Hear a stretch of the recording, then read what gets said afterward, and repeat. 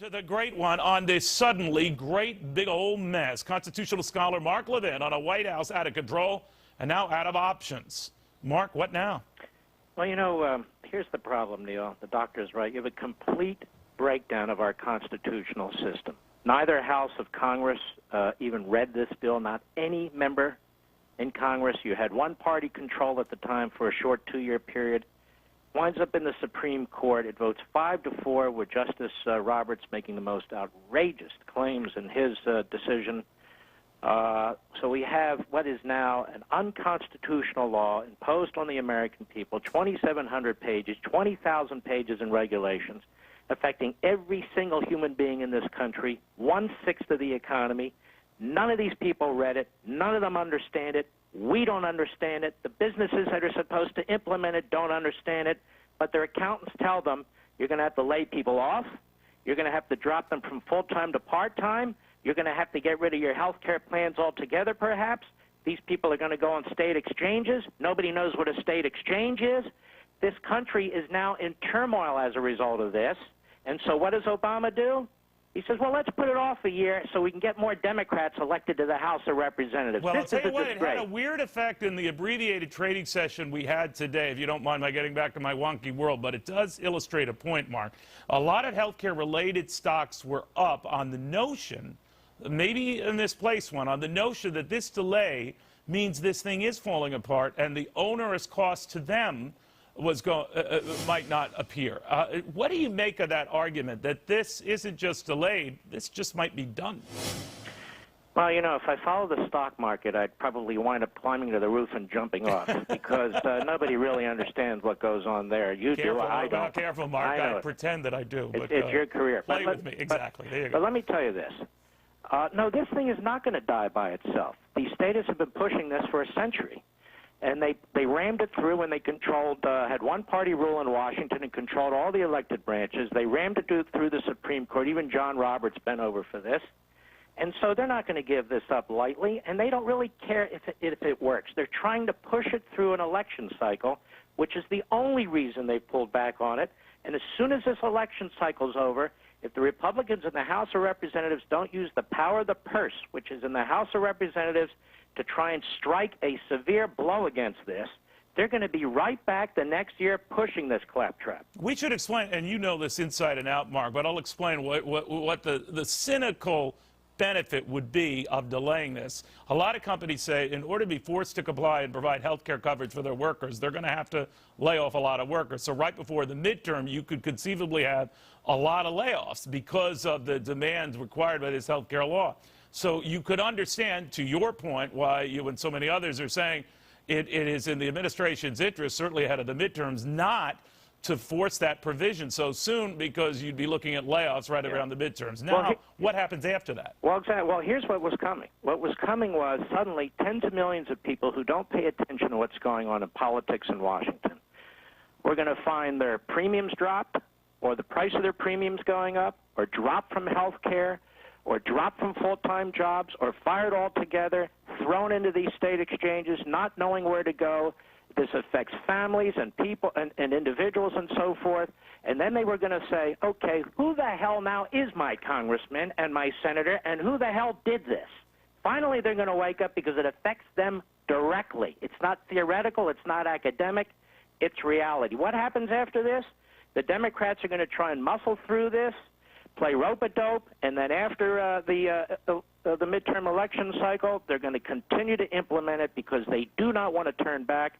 This is what Alexis de Tocqueville called democratic despotism, with a little d, and that's exactly what it is. It's despotism, and it's time for the Republicans in the House to stop these phony repeal votes and go to the power of the purse and do something to try and pull some money out of this system, out of this Obamacare system. Well, actually, the history suggests in Washington, whether under Democratic or Republican presidents, Mark, that they just pour more money after it.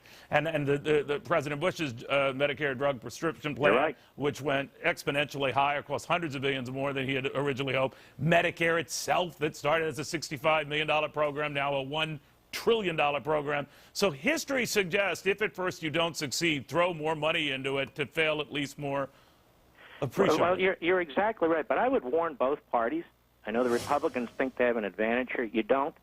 The people are disgusted, and this is starting to boil up. And you're affecting their livelihoods, you're affecting their jobs, you're affecting their families, their health, their well-being. This is not a joke. To them, it's not politics. And they're going to hold people accountable for this, I believe it. If not this election cycle or the next one, but at some point, because this cannot continue forever. The healthcare system, the greatest healthcare system on the face of the earth, is now in complete turmoil. It's topsy-turvy. People have no idea if they're going to keep their doctor or their health care or their jobs. Small businesses are scared to death. They're going to have to close up and do other things.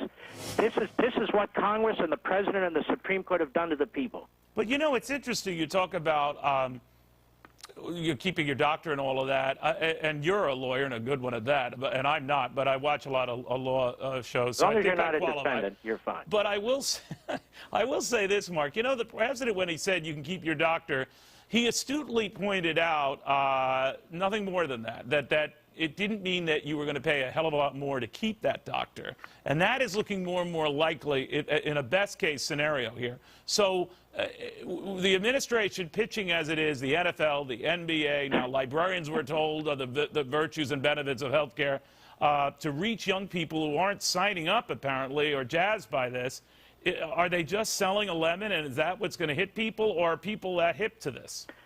I would warn the NBA, the NFL, and all these old lady librarians out there, you put your fingerprints on this, you're going to be burned by it too. This is a complete, utter monstrosity and disaster, and whoever touches it's going to be burned by it eventually. And they should be, because this is not the way the American system is supposed to work.